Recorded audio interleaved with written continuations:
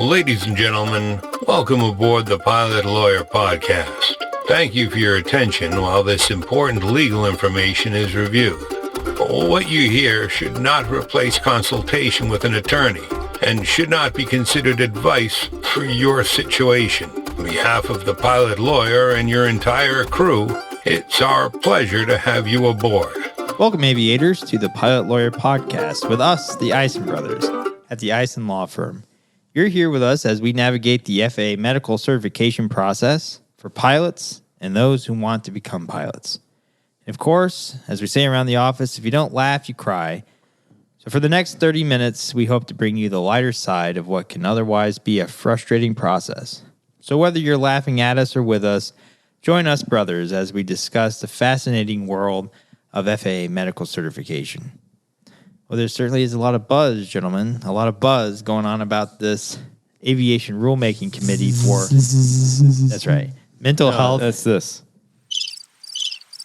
That's chirping. That's not buzzing. That's what this is going to ultimately amount to. Yeah, probably so. Word. That's a good point. That's a good point.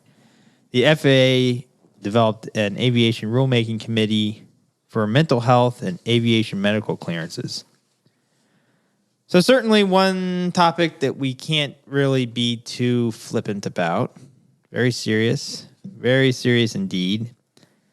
But we wanted to kind of talk about some of the items that were recommended and give a legitimate feedback on whether or not it's going to happen or not. This is just our opinion. Is there, like with everything else involving the government, some kind of alphabet soup that we can refer to this as to make it easier? In the conversation? Yes. ARC? So they call it an ARC. What does that stand for? I just said Aviation Rulemaking Committee. And that's ARC? ARC. A-R-C. ARC? Not NARC, but ARC. I wouldn't know anything about being an ARC. Let me ask you this question. If the reason we want to talk... Let me what's back the purpose of the ARC? Well, let me back up for a second. What do they do? The reason we want to talk about this because everybody's asking me about it. So Everybody? Everybody. Okay, fine. I get random calls. And what do you think about the ARC? You've actually talked to people about the ARC? I've talked to people about the ARC. You haven't talked to anybody. What's your name, Noah? Yeah, that's great. All right. Bible humor. Here we go. Okay, go ahead. Now you're bringing it into serious mode because people be calling and saying, well, why were you joking about the ARC? Okay, well. Or you're going to get roasted on the YouTube. Well, we turned the comments off, so that can't happen anymore. Moving on. Go ahead. Well, What was your question? Well, I guess the question is, what is the ARC going to do? What's the purpose here? Well, here's what's going to happen. And I'm not even going to quote that. Essentially, the ARC has made recommendations to the FAA to sort of mitigate, essentially, the policies within the Office of Aerospace Medicine relative to how they handle mental health conditions and treatment for same. So essentially, everybody got this is, again, our opinion. It's an opinion piece here today in our understanding piece. Everybody finally got fed up and said, hey, listen, tired of not being able to go and get help for mental health treatment or for mental health concerns and be a pilot at the same time. And I think a lot of it had to do with the Alaska Airlines situation. Finally put together this committee to say, hey, listen, here's what we think should happen here. Now, here's where my opinion comes in.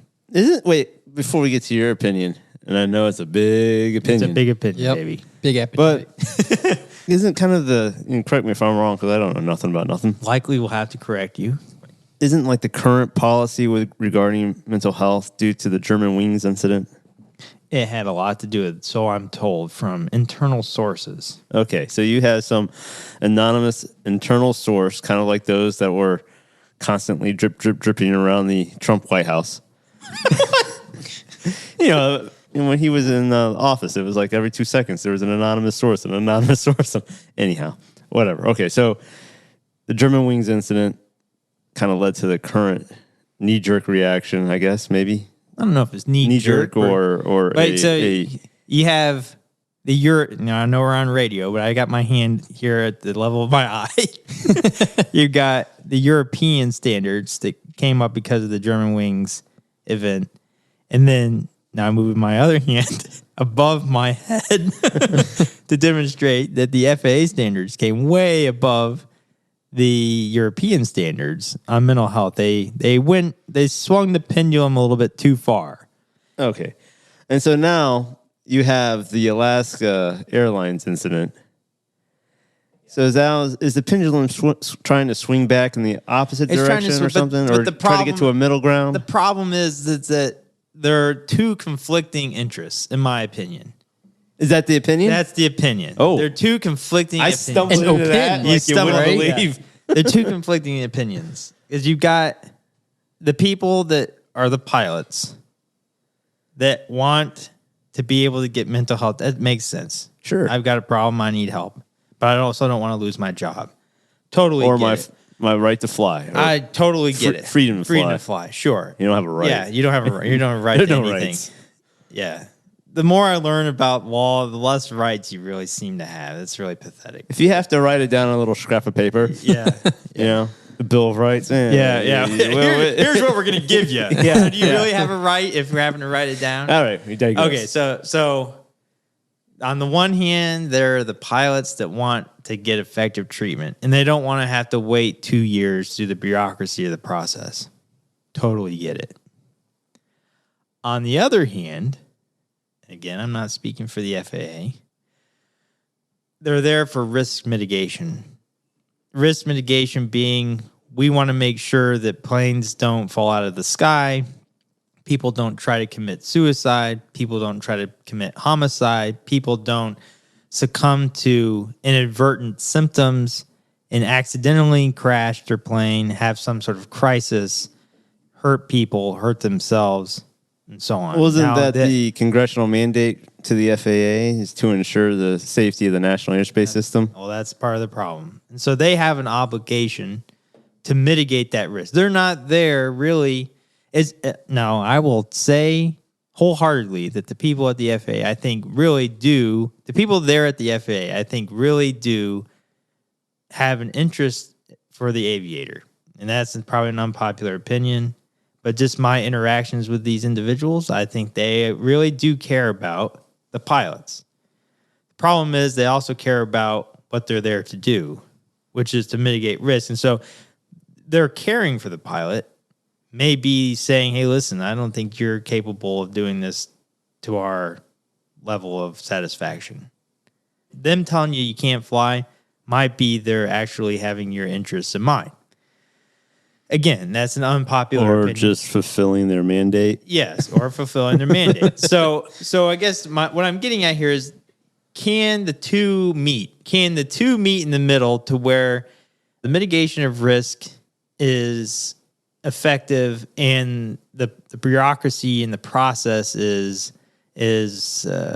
more feasible, user-friendly for the pilots? I think certainly it could be better than what it is. But some of the far-reaching elements that are desired by pilots and so on, I don't think it's going to happen. Alex, you got any thoughts on this? Yeah, it just seems like once the bureaucratic cog starts rolling, I mean, it's hard to turn that back. So, You know what? I mean, That is a well thought out, coherent argument. Thank you. Overrule. I mean, well, screw you. For once. Well, Comes to the table with something to offer. The problem is that the pilots just see it as the FAA just trying to crack down, just be unreasonable. The FAA sees it as them trying to effectively mitigate risk. I think they feel like they know more about it than the pilots. So it's just it's a real conflict of interest there, I think, and I think it's gonna. Remember that time we went to that mediation? We did mediation after mediation, and the guys kept coming and said, "Hi, my name is Bob," and then he'd come along and say, "Looks like we're at an impasse." Right. You know, Bob and his impasses. Bob McBobstein? Yeah, and Bob then- makes it. Yeah, again, we're getting off topic here, but it's probably going to be an impasse. Now, I will say, Well, I mean, at a certain point, though, I mean, there's probably a whole lot with the rulemaking process and how all the the sausage is made, right? yeah, that's That's going to have a lot to that's do with got a how lot to do with this. So just because you make these recommendations here that ARC has put together, doesn't Did you say mean ARCA? No, I said ARC has put together. Okay. then just because they put these recommendations together doesn't necessarily mean once it goes through the whole rulemaking process that, well, any of it gets adopted or that it gets adopted in its present form or any scintilla thereof. Would you say? I would agree with you. None of this might be ever incorporated. Or by the time it finally gets through the rulemaking process, we'll be dead. We'll be dead. Well, that's a thing I high probability. chance every day. So that being said, that I think it's hard to say that the FAA is going to jump on something. Now, I will give them credit in that I think that there has been some improvements here. We've added Effexor, Pristique, and Cymbalta as one of the approved antidepressants. That's good. They've got this fast track for ADHD now. Which they had all kind of put some other stuff on there. Wellbutrin. Yeah. Then they've watered down somewhat some of the items relative to what is disqualifying for the special issuance protocol for SSRI and now SNRI medication use. So there are some elements there. Certainly trying to make better. It's getting a little better. But I figured we just walk through some of the highlighted. Now there are other recommendations, but some of the highlighted bullet points here from the ARC. It's like, would you call it some of the most impactful recommendations? Some of the most impactful, and give our candid opinion, our 2 cents, and then maybe give a few opinions of our own. Ooh, on what isn't that what we've been listening to for the last 10 minutes? Well, you've got the ARC, the Aviation Rule Making Committee, and then we'll call ours the. Oh my gosh, the diagrams. What's with everything FAA and flow sheets? Well, yeah. I mean, why is there gotta be so many flow sheets? They figure people like you need to see it on picture and I need to see it in crayon. So here's number 1: allowing pilots and controllers to pursue psychotherapy without the requirement for disclosure. That's not gonna going to happen. Never going to happen. That's not pie going in to the sky. I feel like that's ridiculous. one of those kind of gotcha things where, okay, I don't have to disclose that I've gone to therapy, but I had to disclose the diagnosis that came from therapy. Yeah. So, Whoa.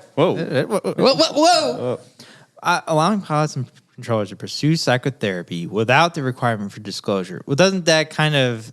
Why do they think then the FAA... Why would everything else from there doesn't seem like it comes back to the FAA is there to mitigate risk, so you don't have to tell them about this. So what are they going to do with that? Why would they agree to that? They're not going to agree to that. Yeah. That would be impactful. Yeah.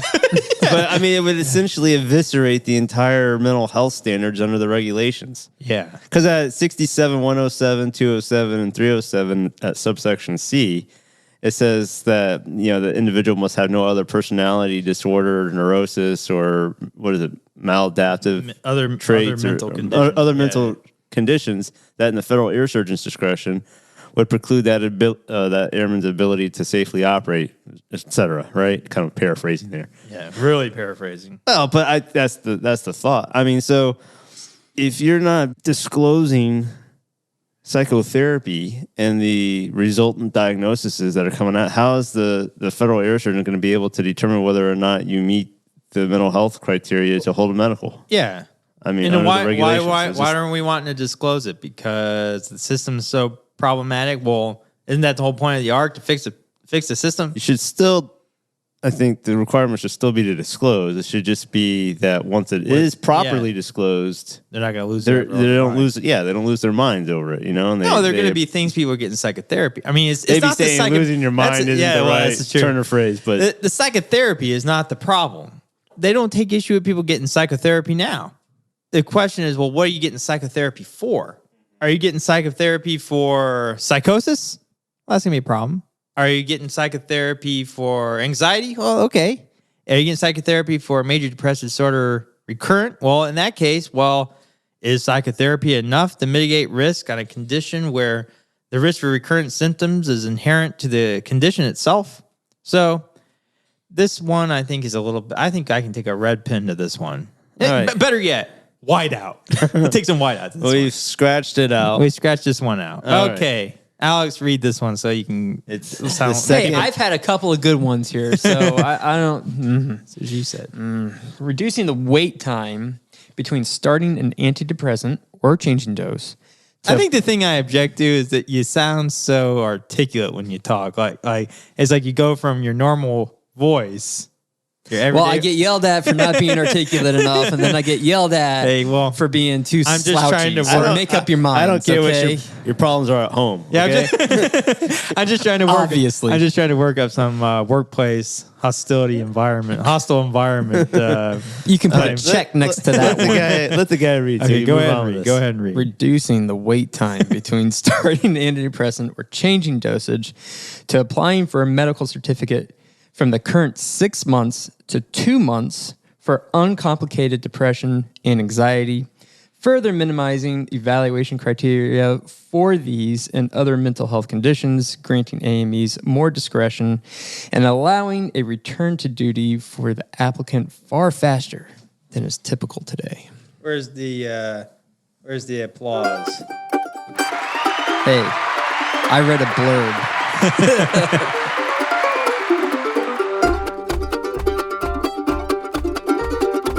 Has your FAA medical certificate been denied?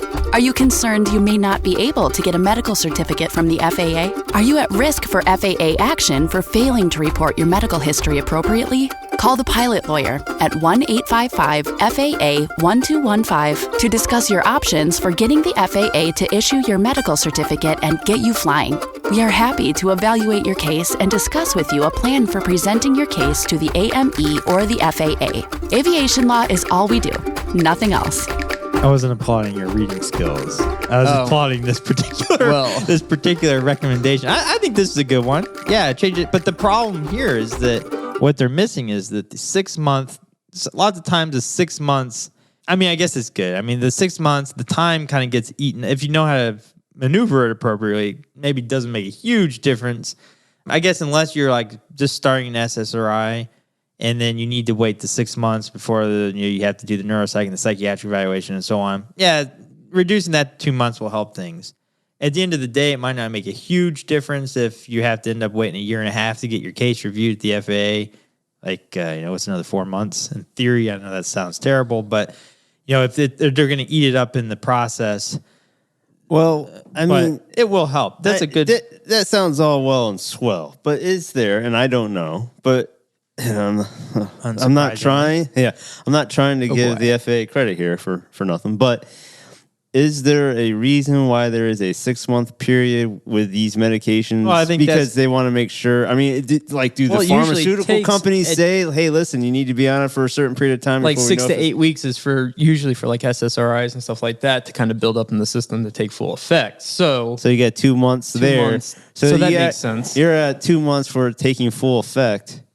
Yeah, and then we got to see how it's doing, right? Yeah, well, what if you develop cognitive dysfunction? I mean, that's the whole point of the cog screen and so on. Or how do we know that dosage is definitely going to be working for you appropriately and it's not going to have recurrent symptoms such that you either need a different medication or a different dosage? So, I mean, what I'm trying to get at here is that, well, sure, reducing it from 6 to 2 months would be great, but would it really be an effective measure, though, of the individual's functioning? Not to How sound about like we meet you in the middle at 4 months? Well, that's the thing. Is this the rulemaking process? Hey, right here. At the Ison Law Firm. I guess the question is, let's bring some folks in that really bring some data, hard data to this question. I think that's what they're potentially lacking, and maybe that's what they're asking for. But beyond the period of time, further minimizing evaluation criteria for these and other mental health conditions. Well, That's I'm not broad, sure. nebulous, and scary.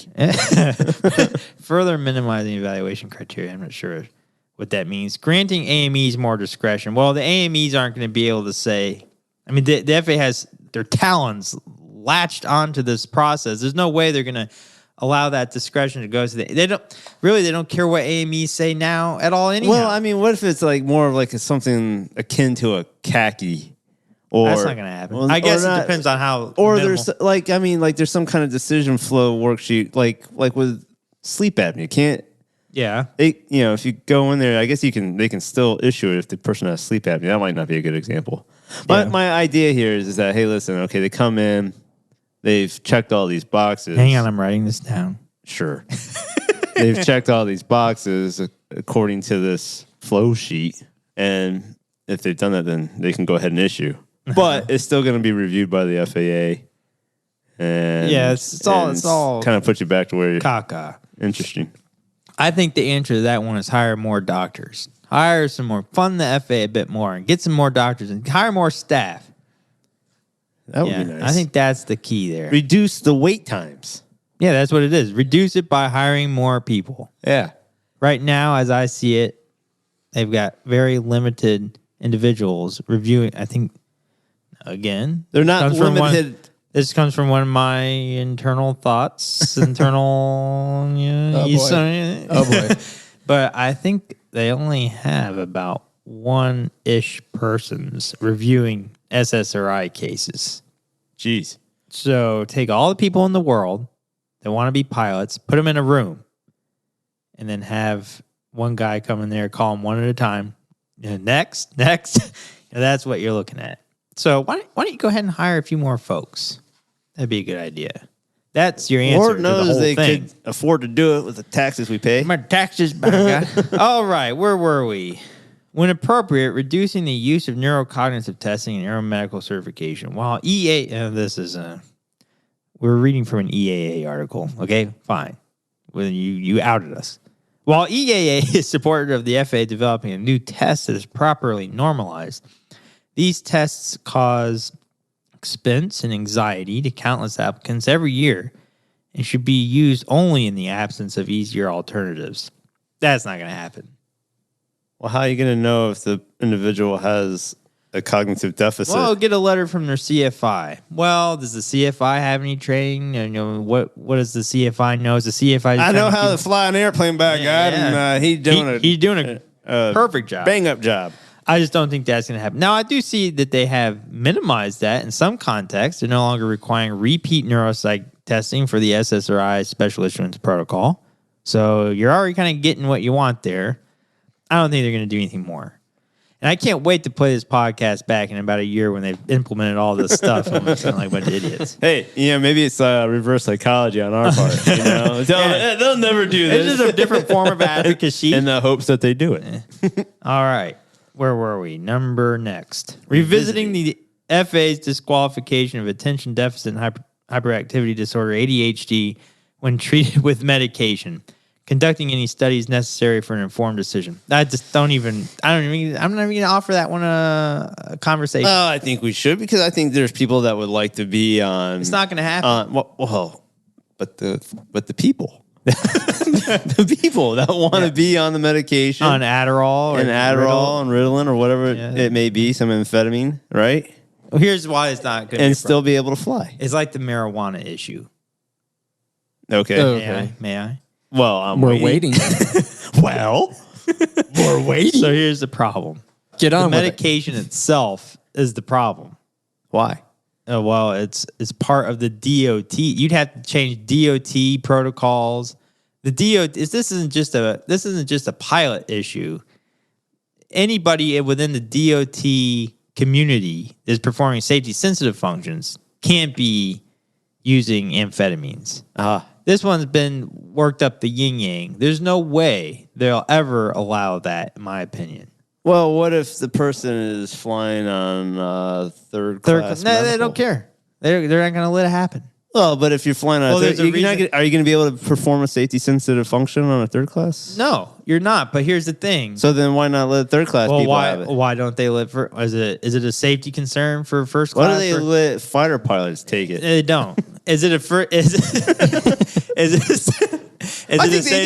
I don't think they. I think that was like a World War II thing. Oh, so now we have to listen. What you're telling me is there's a precedent. It's just not going to happen. Moving on. That's going to be the FAA looking at this one. That's not going to happen. Moving on.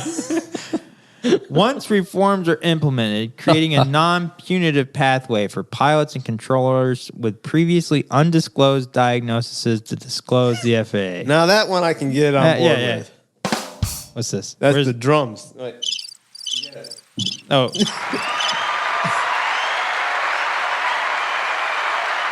Okay. So this is already kind of in place, though. We do this a lot. Amendments. Oh, amendment corner. Yeah, but they don't do anything. They don't do a good job of telling people. Oh, sure, that they could do it. Well, that's the problem. Well, they don't want to. If they come out and say, "Hey, well, yeah, here's the form you're going to fill out if you need to Not if you didn't put this down appropriately. Problem is, every Tom, Dick, and Harry is going to be pencil whipping their medical applications, and they're going to be saying, "Hey, I'll just tell them when I come back. I'll just tell them after this." Or go out there and get the medical. And then I'll tell them 60 days later, and then it makes it a lot harder for them to get the medical back. So that's a problem. They'd have to do something like the amnesty program they did with the VA. Was there an amnesty I don't know there? if we really call that. See, that's the problem. That was more of like an entrapment situation in some capacities. There's that, and they also did something similar for DUIs a while ago. Don't be flippant about those. Yeah, you can be too flippant about the DUIs. So, all of that to be said, I just don't think they may do something like that. But this could be anybody. I mean, this would be thousands and thousands of people. Let's say anybody that didn't put their depression diagnosis down from 20 years ago and didn't think they. I mean, this is. At least with the VA cases, that's a finite number of people. This could be so many people. They're not going to open the door, I don't think, to the floodgates. The floodgates, the work that they would have to put in to effectively handle that. Re-review. Yeah, I mean, I already have the one guy. Oh, yeah, we just had the one guy. Yeah, one guy. So now we're going to have like. So I just think it's going to be a tough one. Now, I mean, like, I guess what you're getting at is, if they allow it for mental health conditions, then maybe they need to also allow. They're going to have to allow it for everybody. Some kind of reform for everything else. That's right. It sounds like we're fairly pro FAA on this podcast. That's shocking. That's a misconception of the listener. We're not pro FAA. You weren't listening. You weren't listening. We were just trying to be more realistic. Everybody's out there all pie in the sky. Oh, we got this ARC committee. They're going to change everything. Well, let me back up for just a second. Let me back up. Oh, boy. Let me back up. Get sound effect. One thing that I really think should happen, and they should have brought us in on the ARC committee, because one, brought a little bit of levity. Sure. Brought a little bit of levity. And number two, we have more like gravity. Oh, a lot of gravity. A lot of gravity. Number two, though, is that I got a really good idea. Oh, boy. And it's not what you think. What's your good idea? It's a really good idea. Yeah. So the good idea is here. They should change it to where every ounce of falsification doesn't require revocation of all certificates. Now that would be. Let me. Oh, shoot. Yep. So the thing is here, any falsification, any whiff of falsification, you didn't put your depression down in your medical application, didn't put your anxiety down in your medical application, didn't put your PTSD down in your medical application.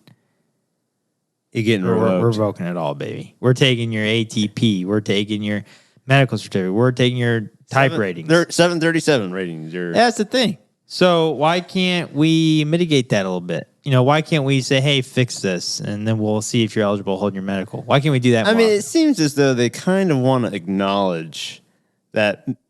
Through some of the stuff that they put out there on their websites, hey, listen, we want you to get the help you need. But at the same time, they realize, but if you do that, we're going to make your life a little miserable. Yeah, and I think that's the whole point of this ARC thing, is that people are just tired of living in the shadows. Yeah. But at the same, if you don't put this stuff down on your application, we're going to revoke everything. It's bad. Yeah. And then if you put it down on your application, it's not good, but it could be worse if you don't put it down. Yeah, so definitely not here to belittle the ARC recommendations. But we're just trying to be realistic with what do we think the FAA will actually do. And I'm just trying to get out ahead of it with some folks to let them know that not to get too excited, because I just don't think it's going to be a whirlwind of difference. Now, I could be wrong. I hope I'm wrong. But will I be wrong? We'll find out. Let's hope so. See you next year. Yeah, so got any parting thoughts, Christopher or Alex? Jenna, can you hear us over there? Our lovely Jenna. Let me give her a round of applause. That's the drums. Oh, yeah. If in the event you ever call our firm, don't be mean to Jenna. Don't be mean to her.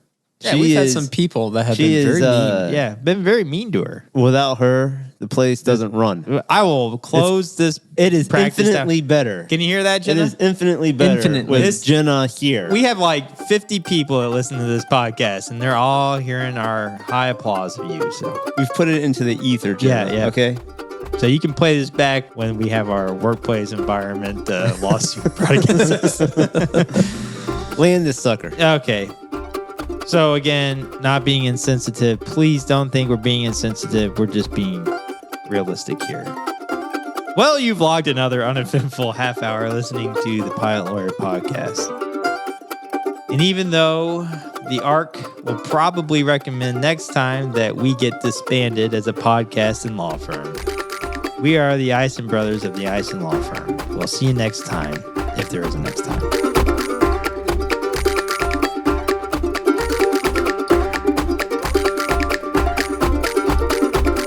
This is thepodcastfactory.com.